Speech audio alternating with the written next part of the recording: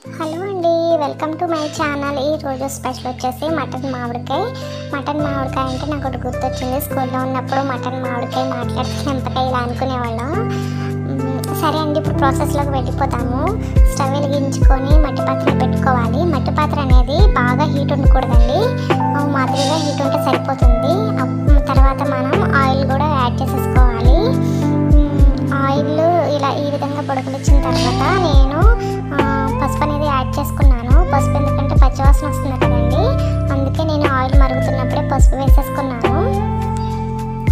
ఇప్పుడు మనం కట్ చేసి పెట్టుకున్న ఉల్లిపాయ ముక్కలు, పచ్చిమిర్చి ముక్కలను కూడా యాడ్ చేసేసుకొని వీటిని వేయించుకోవాలి. ఈ విధంగా మనము వాటిని బాగా వేయించుకున్న తర్వాత ఒక 2 నిమిషాలు అనేది మూత పెట్టేసుకుందాము. అప్పుడు ఆవిరికి మగ్గుతాయండి. చూసారా, కొంచెం మగ్గాయి. ఇప్పుడు మనం సాల్ట్ కూడా వేసుకుంటే ఇంకా పూర్తిగా మగ్గిపోతుంది. సాల్ట్ వేసుకోవడం వల్ల తొందరగా కూడా ఫ్రై అయిపోతాయండి. సాల్ట్ వేసుకొని కలిపేసుకుందాము.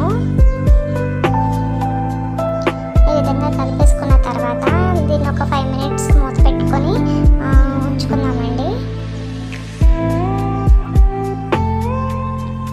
ఈ మామిడికాయ అనేది సరిపోతుంది, మరి ఎక్కువ అయినా సరే పుల్లగా అయిపోతుంది కూర అనేది. అందుకే నేను తక్కువ చిన్న మామిడికాయ తీసుకున్నాను. ఇప్పుడు మనం దంచి పెట్టుకున్న అల్లం వెల్లుల్లి పేస్ట్ని ఉల్లిపాయ ముక్కల్లో వేసేసుకోవాలి. వేసేసుకొని ఈ విధంగా ఫ్రై చేసుకోవాలండి.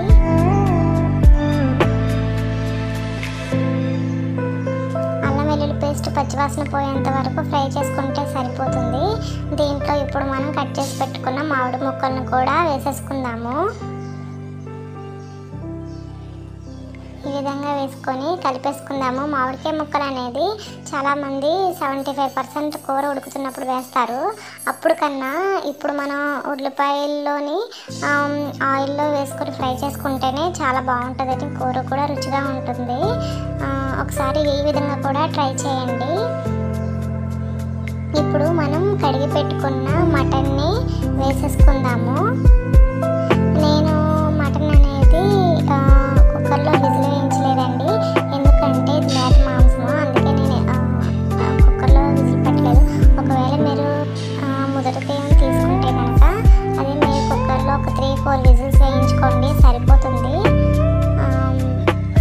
మనం ఈ విధంగా మొత్తం అన్నీ కలిసేలాగా కలిపేసుకుందాము.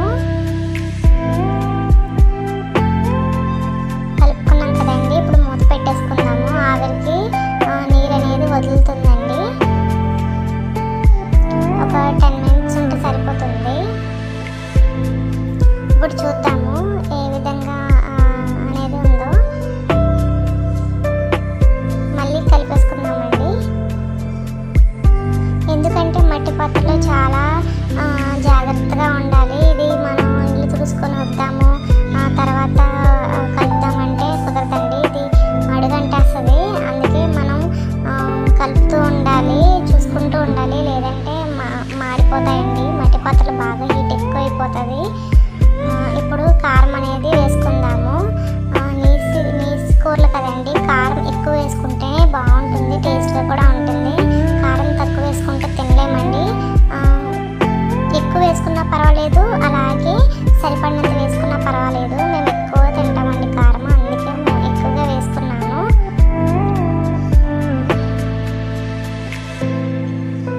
ఇప్పుడు దీంట్లో వాటర్ అనేది మటన్ నుంచి వాటర్ అనేది వచ్చింది కదండి, కారం అనేది మటన్ ముక్కలకి మంచిగా పట్టుద్ది. నేను ఇప్పుడే వాటర్ వేసుకోను, ఇది కొంచెం మటన్ అనేది ముక్కలకి పట్టిన తర్వాత కారము అప్పుడు తర్వాత వేసుకుందాము. ఈలోగా మూత పెట్టేసుకుందాము. ఇది ఆవిరిలో మంచిగా వచ్చే వాటర్తో బాగా ఉడుకుద్దండి. ఇప్పుడు చూద్దాము. నేను వాటర్ వేయలేదండి, అయినా సరే వాటర్ చూడండి ఎలా వచ్చిందో. చెప్పాను కదా, మటన్ నుంచి వాటర్ అనేది వస్తుందండి, అందుకే నేను ఇంకా వాటర్ వేయలేదు. వేస్తాను ఇప్పుడు. ఒక చిన్న టీ గ్లాసులు 2 సరిపోయేలాగా ఉంటుంది. ఇంకా ఎక్కువ వాటర్ వేసినా బాగోదు. ఇప్పుడు కలిపేసుకుందాము. ఆల్రెడీ నేను ధనియాలు, జీలకర్ర పొడి, అలాగే యాలక్కాయలు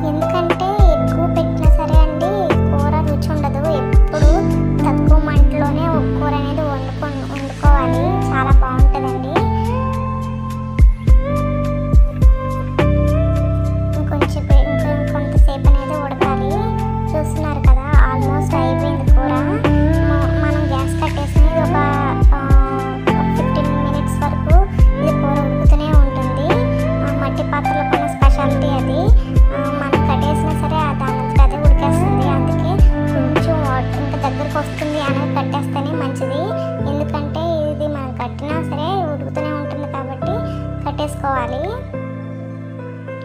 లేదంటే కూర అడుగంటేస్తుందండి, బాగోదు, మాడి వాసన వచ్చేస్తుంది, మొదటికి మోసం వస్తుంది. అందుకని చెప్పేసి కూర ఇంకా ఎగిరిపోతుందని కానీ కట్టేసుకుంటే మంచిది. ఆల్మోస్ట్ అయిపోయింది, చూసారా, ఇది కూర.